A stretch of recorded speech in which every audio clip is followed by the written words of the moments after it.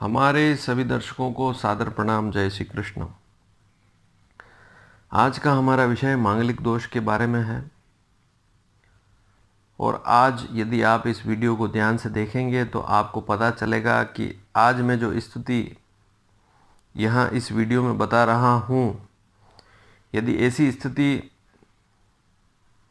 किसी भी लड़के या लड़की की कुंडली में हो तो वह मांगलिक नहीं कहलाता है, क्योंकि ऐसा हमारे शास्त्रों में सटीकता से लिखा हुआ है। सामान्य तौर पर आप सॉफ्टवेयर, मोबाइल आदि से मिलान देख लेते हैं और आजकल सभी लोग जागरूक हैं, मांगल दोष के बारे में सभी को जानकारी भी है। लेकिन केवल सामान्य जानकारी होने से मंगल दोष नहीं देखा जाता। इसके अलावा बहुत सी महत्वपूर्ण जानकारियाँ लेनी होती है और ज्योतिष शास्त्र की सभी पुस्तकों को ध्यान से पढ़ना होता है, तभी जाकर आप पता लगा पाते हैं कि वास्तव में व्यक्ति मांगलिक है या नहीं। जैसा कि आपको यहाँ पर एक कुंडली दिखाई दे रही है, इस कुंडली में आप ध्यान से देखेंगे तो आपको पता लगेगा कि लग्न अर्थात प्रथम भाव, चतुर्थ, चौथा भाव, सप्तम, सातवां भाव, अष्टम, आठवां भाव और 12वां भाव, द्वादश भाव, इन 5 भावों में मंगल बैठा हो तो आप सभी को यह पता है कि आप मांगलिक हैं या आपका लड़का या लड़की मांगलिक है। क्योंकि लग्न में, चौथे में, सातवें में, आठवें में और 12वें भाव में मंगल बैठा है तो आप सभी ने यह धारणा बना ली कि आपका लड़का या लड़की मांगलिक है।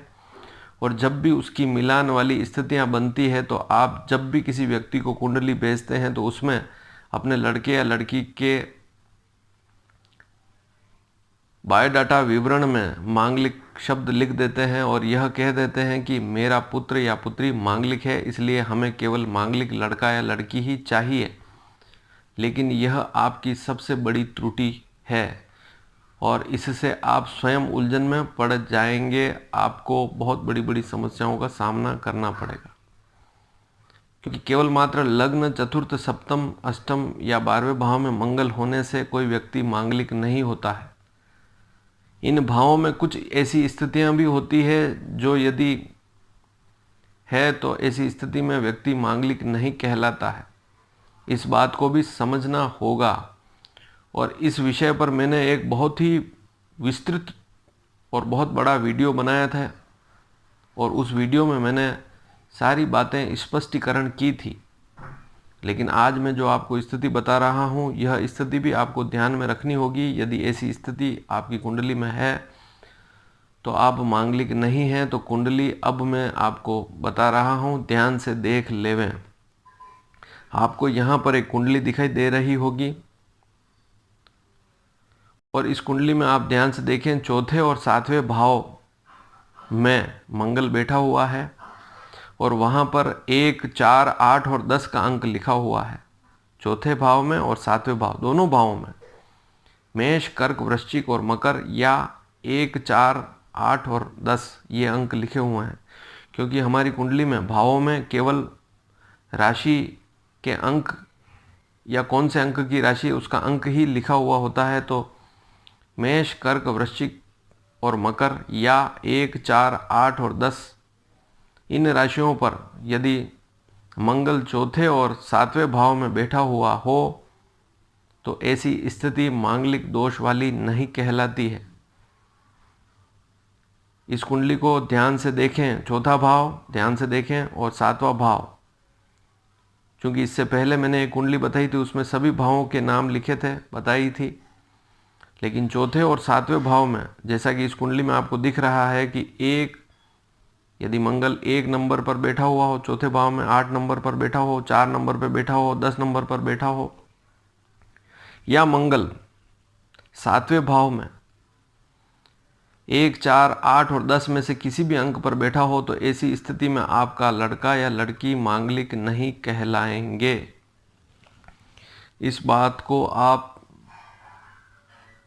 पक्की नोट कर लें। यदि आपकी लड़की की कुंडली में या लड़के की कुंडली में जिसका विवाह होना अभी बाकी है, और उसकी कुंडली में चौथे भाव में चौथा भाव की ही बात हो रही है और सातवें भाव की ही बात हो रही है, इन दोनों भावों को ही देखना है। यदि इन दोनों भावों में मेष, कर्क, वृश्चिक, मकर, इन राशियों पर मंगल बैठा हुआ है, दोनों ही भावों में यदि इन ही राशियों पर बैठा हुआ है, तो ऐसी स्थिति मांगलिक वाली स्थिति नहीं कहलाती है, और वह व्यक्ति चाहे लड़का हो या लड़की मांगलिक नहीं कहलाएगा। और जब भी आगे आप मिलान भेजते हैं तो वहाँ मांगलिक शब्द बिल्कुल भी ना लिखें, क्योंकि हमारे शास्त्रों में लिखा हुआ है कि यदि चौथे भाव में और सातवें भाव में, इन दो भावों में विशेषकर, यदि मेष 1 नंबर, कर्क 4 नंबर, वृश्चिक 8 नंबर और मकर 10 नंबर, इन अंकों पर यदि मंगल बैठा हुआ है, तो ऐसी कुंडली में यह स्व क्षेत्रीय हो जाता है, स्व उच्च राशि पर हो जाता है, और कर्क राशि पर भी मैत्री राशि होने के कारण नीच होकर भी यह मांगलिक जन्य दोष वाला नहीं होता है। तो इस विषय को आप जीवन भर के लिए नोट कर लें। और यदि ऐसी स्थिति में कोई पंडित आपके लड़के या लड़की को मांगलिक बताए, तो वह केवल और केवल आपको गुमराह कर रहा है, क्योंकि ऐसी स्थिति मांगलिक वाली स्थिति नहीं होती है। और यदि आप अन्य कोई जानकारी इसी विषय के बारे में चाहते हैं तो आप मुझसे प्रश्न करेंगे, तब भी मैं आपको अवश्य बताऊंगा। लेकिन इस विषय को नोट करना बहुत ही आवश्यक है, क्योंकि बहुत से लोग मांगलिक दोष से घबरा जाते हैं, और चौथे और सातवें भाव में मंगल बैठा हुआ है तो वे मांगलिक मान लेते हैं। लेकिन इन राशियों पर, इन अंकों पर बैठा हुआ हो तो ऐसा मंगल मांगलिक दोष वाला नहीं होता है, बिल्कुल भी मांगलिक दोष नहीं लगता है, और ना ही यह मंगल कोई अशुभ स्थिति वाला होता है। धन्यवाद। जय श्री कृष्ण।